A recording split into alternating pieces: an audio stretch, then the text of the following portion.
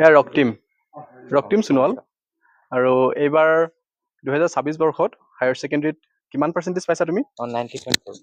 90.4% পাইছে। ৰঙাগড়া গাঁৱৰ আৰু অফিচিয়েলি 1 নং বৰপথাৰ বুলি জানে। সকলোৱে পৰিচিত হেৰম্ব সোণোৱালদেৱৰ নাতিয়েক হয়। গতিকে ভাল লাগে আমাৰো গাঁৱত এনেধৰণে যে কিবা ভাল ৰিজাল্ট আহে।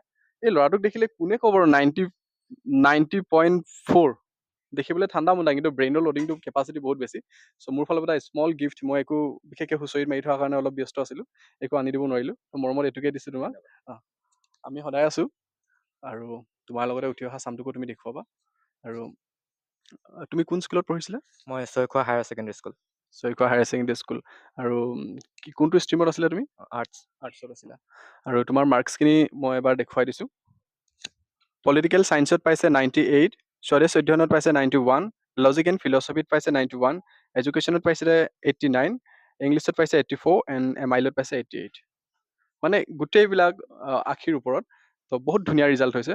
আৰু এই ক্ষেত্ৰত ৰক্তিম কিবা ক'বা? কাক ধন্যবাদ দিবা তুমি ইমান ভাল ৰিজাল্ট যে কৰিলা? মোৰ শিক্ষক শিক্ষয়িত্ৰীসকলক ধন্যবাদ জনাম আৰু মোৰ ঘৰৰ সকলোকে, মা দেউতা, ককা, খুৰা খুৰী, বৰপাই, বৰদেউতা, ককাইদেউ চবকে। কিমান সময় পঢ়া তুমি? মই 4 ঘণ্টামান পঢ়োঁ, 4-5 ঘণ্টামান দিনত। আৰু পঢ়াৰ বাহিৰেও কি ভাল লাগে তোমাৰ? আৰু এনেকে পঢ়াৰ বাহিৰে চেছ খেলি ভাল লাগে। চেছ খেলি ভাল লাগে। বঢ়িয়া। তাৰপিছত এতিয়া ক'ত পঢ়িবা? কানৈত পঢ়িম বুলি ভাবিছোঁ। ৰক্তিমৰ এটা ভাল ভৱিষ্যত যাতে হয় তাৰ বাবে আমি খুব আশাৰে ৰৈ আছোঁ আৰু আমি থাকিম সদায়। আৰু গাঁওখনত এনেধৰণে সুনাম কঢ়িয়াই অনাৰ বাবে পৰিয়ালটোকো ধন্যবাদ দিছোঁ, ৰক্তিমলৈতো ধন্যবাদ আছেই, আৰু সকলো ৰাইজৰে সহযোগিতা বিচাৰিছোঁ। ধন্যবাদ।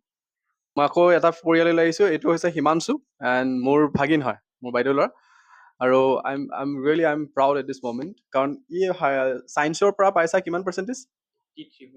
83.8 ছায়েন্সৰ পৰা পাইছে আৰু RD জুনিয়ৰ কলেজৰ ষ্টুডেণ্ট হয়। ছায়েন্সত ইমান ধুনীয়া কৰিছে। And this is a small gift from my side to my. মোৰ মামা হয়, ছাৰ ক'ব নালাগে বাৰু। তাৰপিছতে হিমাংশু সোণোৱাল, আৰু এড্ৰেছটো যদি কওঁ 2 নম্বৰ পথাৰ, 1 নম্বৰ পথাৰ। এনেই আমি কোৱা হয় ৰঙাগড়া বিলচুবুৰী। তো সঁচাকৈ তেনেকুৱা, আৰু ভাগিন হ'লে মোতকৈ বেছি ওখ হৈ গ'ল। তেনেকুৱা, ইয়াৰ উজ্জ্বল ভৱিষ্যত কামনা কৰিছোঁ। আৰু 2-এটা ৱৰ্ড ইয়াৰ পৰা শুনিলোঁ, কিবা এটা কৈ দিয়া।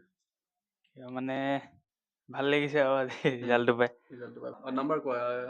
নাম্বাৰ ফিজিক্সত 86, কেমেষ্ট্ৰিত 81, বায়ো নাছিলে মোৰ, 5টা subject.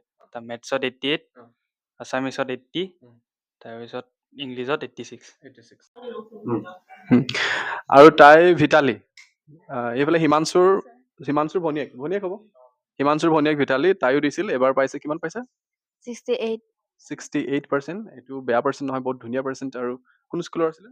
Meghalaya higher secondary school. Meghalaya higher secondary স্কুলৰ পৰা আছিলে। আৰু আৰ্টছৰ আছিলে? আৰ্টছৰ। ক'ত পঢ়িবা এতিয়া?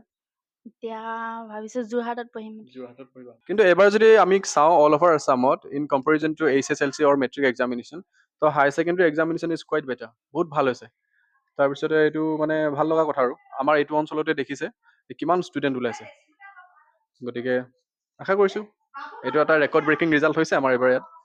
চ' ৰিয়েলি মই সঁচাকৈ এইটো আই এম ফিলিং প্ৰাউড। আৰু লেটাৰ কিবা আছিলে, any subject? Letter apparel. Thank U.